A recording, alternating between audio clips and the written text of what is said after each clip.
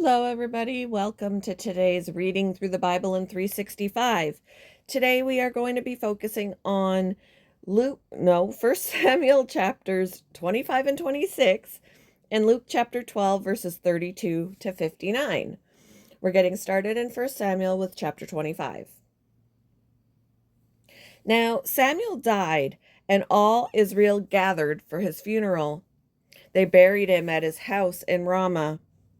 Then David moved down to the wilderness of Maon.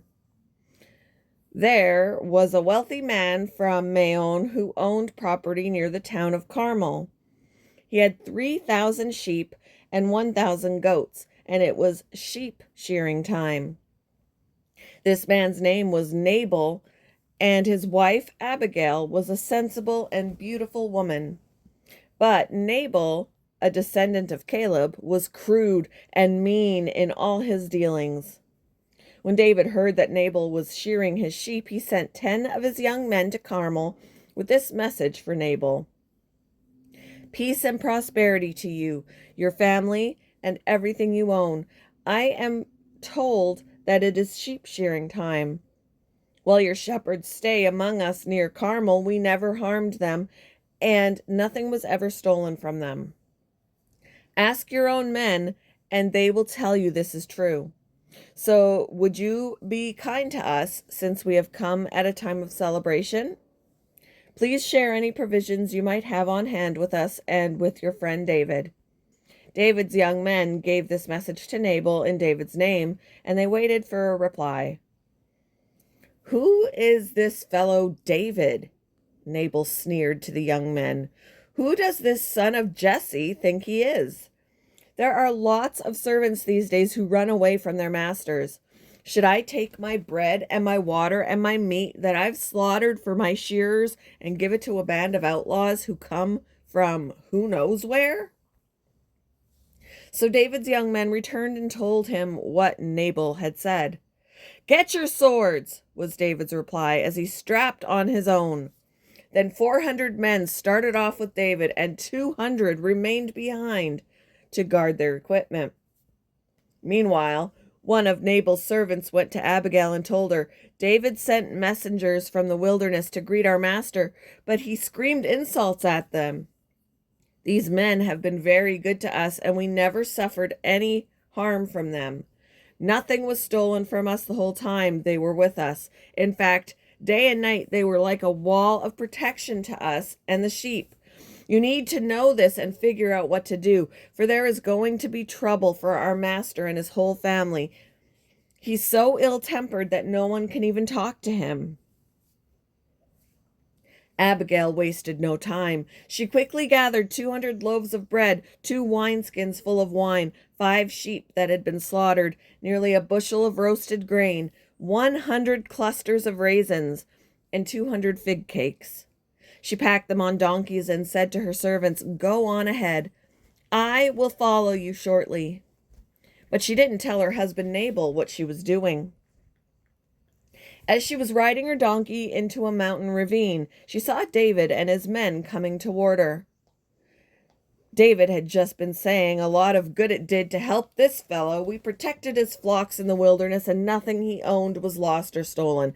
But he has repaid me evil for good. May God strike me and kill me if even one man of his household is still alive tomorrow morning." When Abigail saw David, she quickly got off her donkey and bowed low before him. She fell at his feet and said, "I accept all blame in this matter, my lord. Please listen to what I have to say. I know Nabal is a wicked and ill-tempered man. Please don't pay any attention to him. He is a fool, just as his name suggests. But I never even saw the young men you sent. Now, my lord, as surely as the Lord lives and you yourself live, since the Lord has kept you from murdering and taking vengeance into your own hands, let all your enemies and those who try to harm you be as cursed as Nabal is. And here is a present that I, your servant, have brought to you and your young men. Please forgive me if I have offended you in any way. The Lord will surely reward you with a lasting dynasty, for you are fighting the Lord's battles, and you have not done wrong, throughout your entire life. Even when you are chased by those who seek to kill you, your life is safe in the care of the Lord your God, secure in his treasure pouch. But the lives of your enemies will disappear like stones shot from a sling. When the Lord has done all he promised and has made you leader of Israel, don't let this be a blemish on your record. Then your conscience won't have to bear the staggering burden of needless bloodshed and vengeance. And when the Lord has done these great things for you, please remember me, your servant. David replied to Abigail, "Praise the Lord, the God of Israel, who has sent you to me today. Thank God for your good sense. Bless you for keeping me from murder and from carrying out vengeance with my own hands. For I swear by the Lord, the God of Israel, who has kept me from hurting you, that if you had not hurried out to meet me, not one of Nabal's men would still be alive tomorrow morning." Then David accepted her present and told her, "Return home in peace. I have heard what you said. We will not kill your husband." When Abigail arrived home, she found that Nabal was throwing a big party and was celebrating like a king. He was very drunk, so she didn't tell him anything about her meeting with David until dawn the next morning. In the morning, when Nabal was sober, his wife told him what had happened. As a result, he had a stroke, and he lay paralyzed on his bed like a stone. About 10 days later, the Lord struck him, and he died.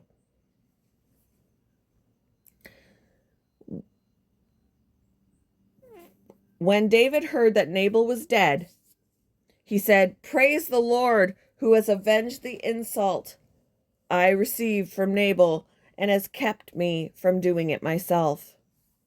Nabal has received the punishment for his sin." Then David sent messengers to Abigail to ask her to become his wife. When the messengers arrived at Carmel, they told Abigail, "David has sent us to take you back to marry him." She bowed low to the ground and responded, "I, your servant, would be happy to marry David. I would even be willing to become a slave, washing the feet of his servants." Quickly, getting ready, she took along 5 of her servant girls as attendants, mounted her donkey, and went with David's messengers. And so she became his wife. David also married Ahinoam from Jezreel, making both of them his wives. Saul, meanwhile, had given his daughter Michal, David's wife, to a man from Galim named Palti, son of Laish. Chapter 26. Now some men from Ziph came to Saul at Gibeah to tell him, "David is hiding on the hill of Hachilah, which overlooks Jeshimon." So Saul took 3,000 of Israel's elite troops and went to hunt him down in the wilderness of Ziph.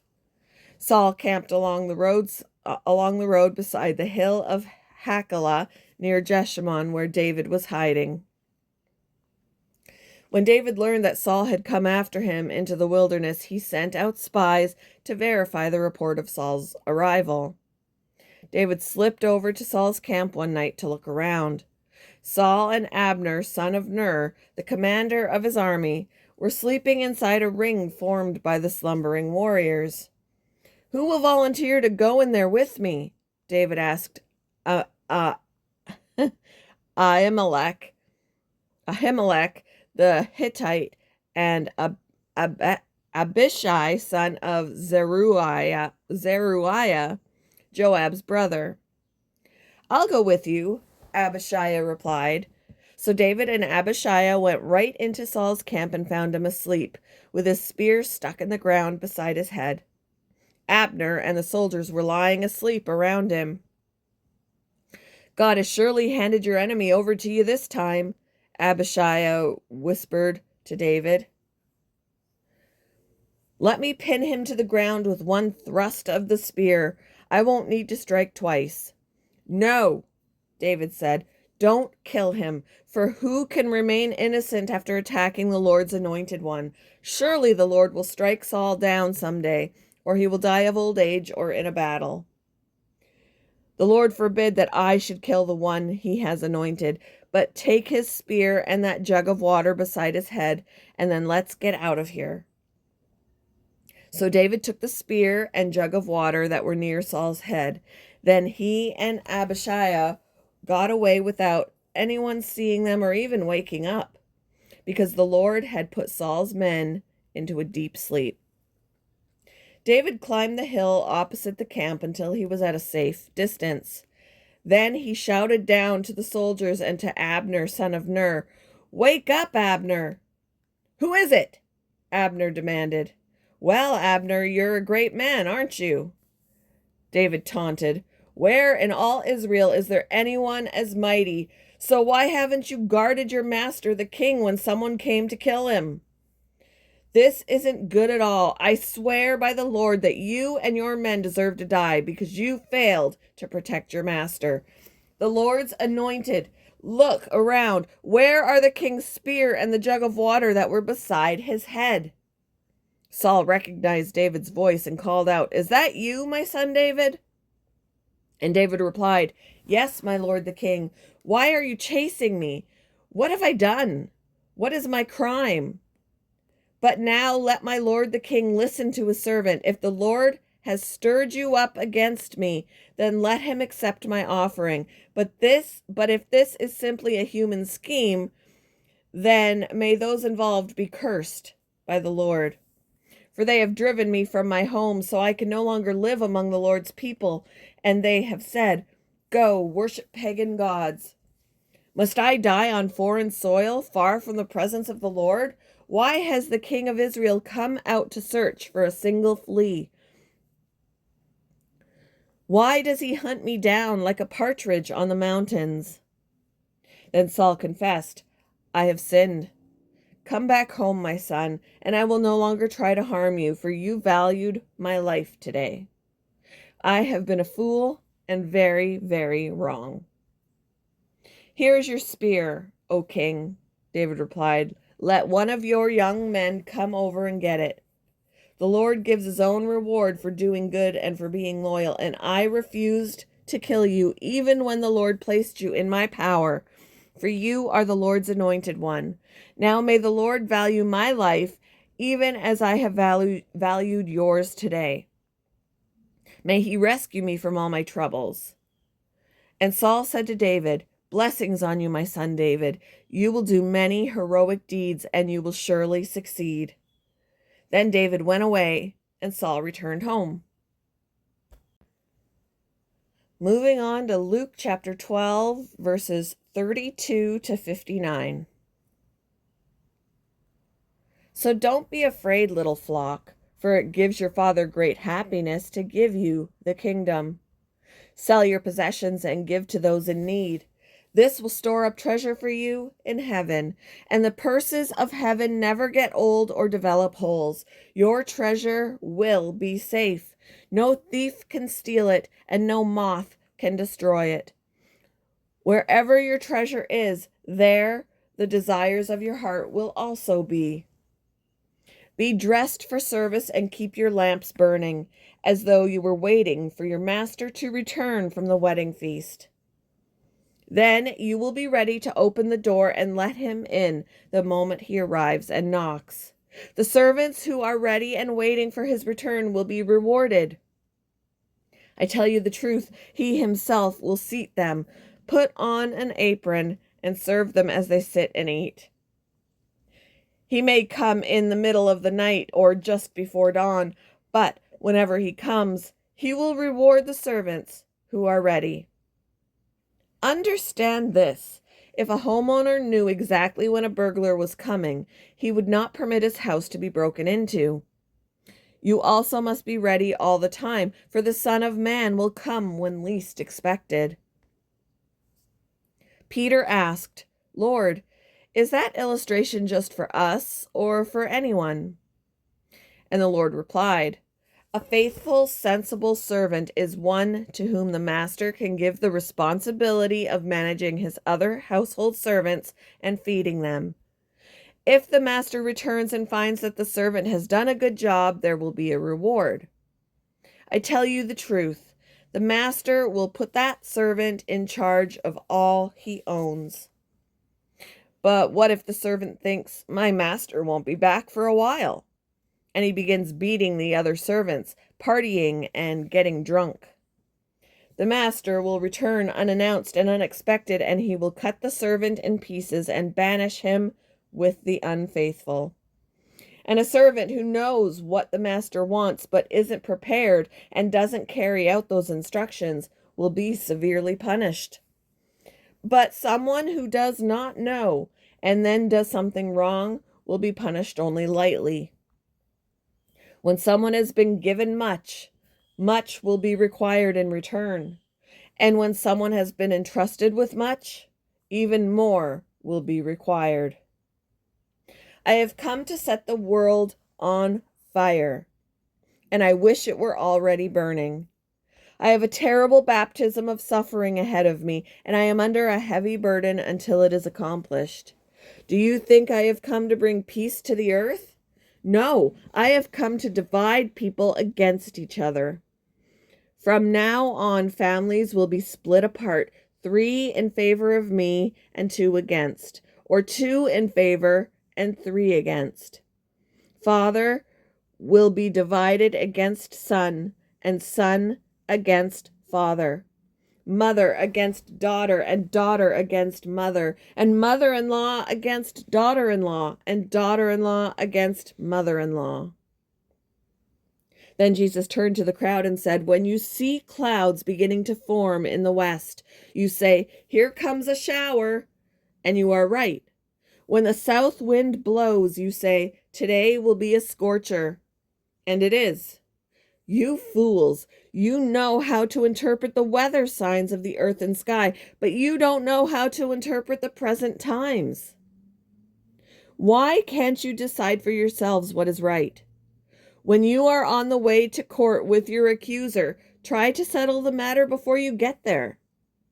Otherwise, your accuser may drag you before the judge, who will hand you over to an officer who will throw you, into prison. And if that happens, you won't be free again until you have paid the very last penny.